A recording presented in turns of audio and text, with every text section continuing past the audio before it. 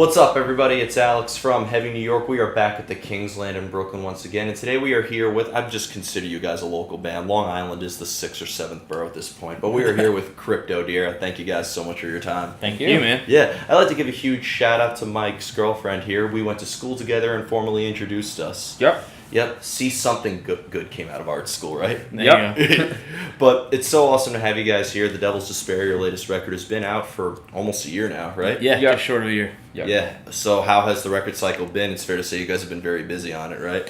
Yeah, we've been pretty busy. We did a number 12, Looks Like You, and Roll Tomasi tour out the gate, and then we went to Europe and the UK. It was our first time with Roll Tomasi and a band called Palm Reader. And we did a tour with Jason Richardson after that, and then we did a tour with Ishira, and now we're on tour with Repulsar. We just announced a tour with a band called Kaonashi and our friends Vatican, and we'll be doing something with Moontooth to end the year out.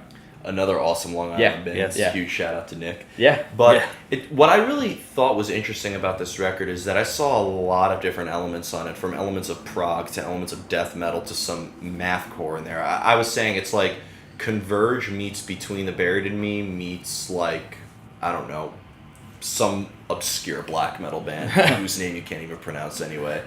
Was this like intentional to bring in all these different elements in the record, or did it just kind of happen that way? I wouldn't say it's like necessarily intentional, but it's like it's born within us at this point because we've been listening to those types of bands for, as long as I can remember. So yeah, bands like Between the Buried and Me and Converge and stuff were some of our favorites growing up. So it kind of just comes naturally at that point. So it's less like, okay, we need to put this kind of influence next to this kind of influence. It just sort of comes out. And the great thing about this kind of music is there's really no boundary. You can kind of do whatever you want. So yeah, definitely. Was there, in terms of tying all the songs together, because I thought each song really kind of played by its own rules, but is there anything that the music kind of starts off with? Is there always a guitar riff that's laid down first, or a beat, or?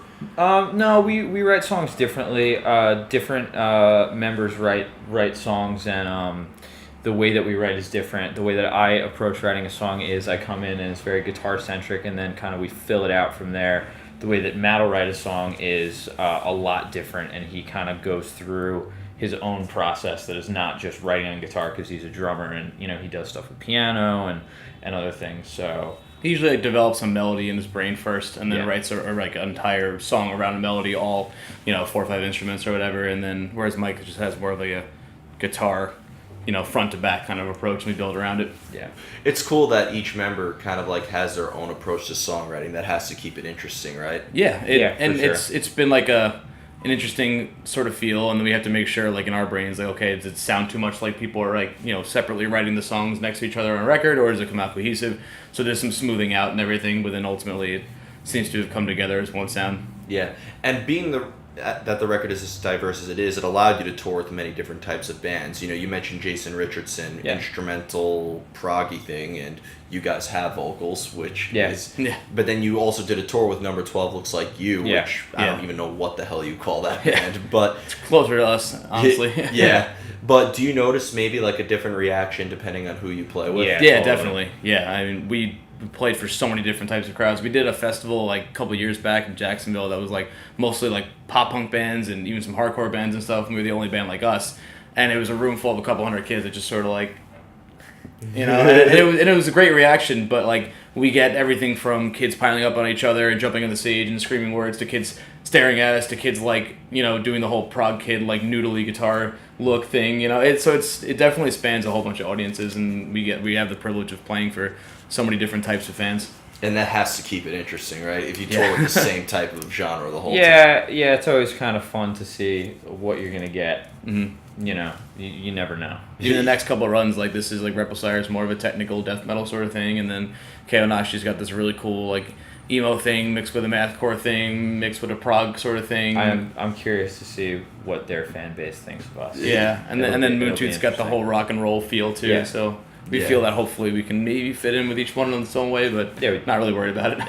Well, I mean, what would you rather have? Would you rather tour with the same type of bands as you and like while you'll definitely get a decent reaction, it will probably get repetitive. At least this totally. keeps it exciting. Definitely. Yeah, you don't want to pigeonhole yourself. We've always said if we got offered some big tour with some big band that sounds nothing like us, we'd take it immediately. The guitar player for Every Time I Die makes it a point to do one tour that is uncomfortable every either year or touring cycle. And I think that's like a really fun and unique approach because you get to play in front of different audiences and kind of poach fans too. Yeah. Well, definitely. It's funny. I was talking with Paul from Black Anvil. You know who those guys are. Black metal band to the nines. They opened for Killswitch Engage. That's awesome. And I mean, I don't know what came out of it for that tour, but like we became great friends after that tour. So that's just like an example of like you play with different types of bands. Yeah, and if they're playing a 2,000 cap theater, and even if 10% of the people there like you're walking out with 200 fans. It's incredible. Or 20 fans, maybe that's off. But that's the point. You end up with 20 kids who would have seen you because they probably would have never came out to one of your shows. Of course. So, of course. Now, going back to the Devil's Despair, because as you mentioned, like you all took a different approach to songwriting and stuff. Was there ever a preconceived idea when making this record? Musically or conceptually? Conceptually, Matt handles everything lyrically, and he lays out concepts way ahead. And that's something that we want to try to do more with writing music moving forward. Kind of trying to play on themes throughout a record and have it sound as cohesive as possible while still being as all over the place as possible. So I'd say as far as the Devil's Despair goes, lyrically and conceptually, it was pretty planned out, but musically, it kind of, it was a little bit of both, but it was kind of a lot of good luck in terms of songs fitting together. And, the little things, the little changes that you make to songs that make them fit together, too. Okay. Yeah, and I kind of like by having like a preconceived idea but not slaving yourself to that idea. Mm-hmm. Like you don't want to hold yourself down either. Yeah. You want to do it as tastefully as possible. Yeah, and it lacks if you focus too much on a preconceived idea, it kind of lacks the organic element. Yeah, I mean, it can create a cool product though. Like if you get to work within a framework, like amazing concept records, like Dream Theater records or that kind of stuff can be really cool. So we never worked in that form yet, but something we definitely want to tackle one day. Like sort of create a musical idea and a lyrical idea, and then write a record around the ebbs and flows of a story, which we've never done, but probably one day. One day we'll do it. You never know. You never know. And the real topic I want to touch with you guys is being a Long Island band.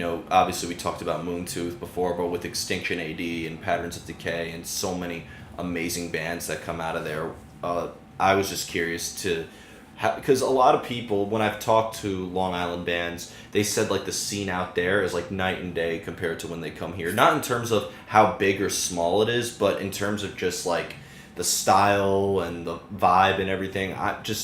Give me a rundown of the Long Island metal scene, please.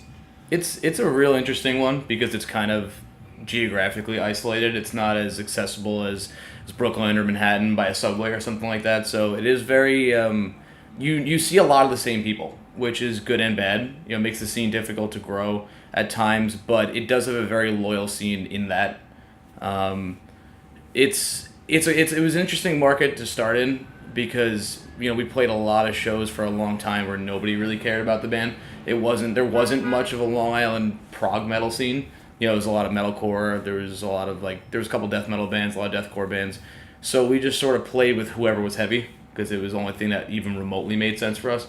And then eventually, the cool thing about Long Island is it did recycle a lot of garbage out and move a lot of bands out that sort of were just flash in the pan. And eventually we were kind of just still there and people were coming to the shows and really starting to build up this sort of loyal fan base. And now every time we play, you can always count on a certain number of people being there.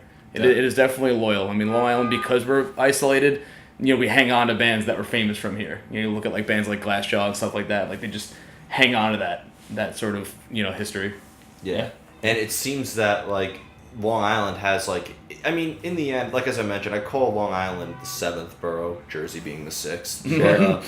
But it seems that like Long Island bands when they come here, there's something about the title of a Long Island band that people are like excited about. So I was just curious to what that could be. But you mentioned with like the history of a band like Glassjaw, which I consider to be like the Nirvana of Long Island metal, and in general, you kind of made a good point.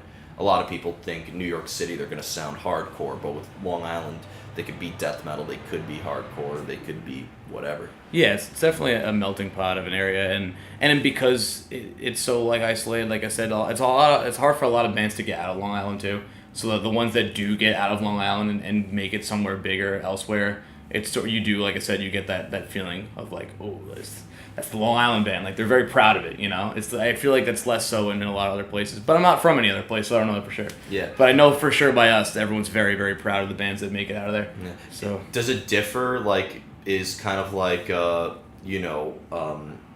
Freeport different from Babylon, which is different from whatever, like different pizza places. Yeah. Really? Yeah. The areas are different, and like people like Nassau versus Suffolk, everyone makes jokes. But in terms of the music scene, it's all sort of centered in one spot. It's all pretty much in Nassau. Unfortunately, there isn't much of a scene out east. So we grew up out east, and the band formed out east. We're from like the Mount Sinai area, so like we always had to travel, and still to this day have to travel like to Amityville and places like Brooklyn to play shows and stuff like that. So yeah. There's some amazing venues though. Like I love Revolution, Amityville Music Hall. Sure, yeah. Amityville Music Hall is like our home. Yeah, I heard the Paramount was like rated as like the 5th best music venue in the world. Paramount's got good sound. Yeah, we played there once, and the staff was great. The sound was great. The backstage areas are great. It's just a great venue. Yeah. It's in a weird spot because it's in a villagey area, but it's really just the pizza place across from that place. Little Vincent's. Yeah. Famous, yeah. Yeah, my friend dragged me out there. I can't even eat cheese, but it was so good that I ate it with Yeah, the cheese. sure. Oh, no. Sure. Yeah.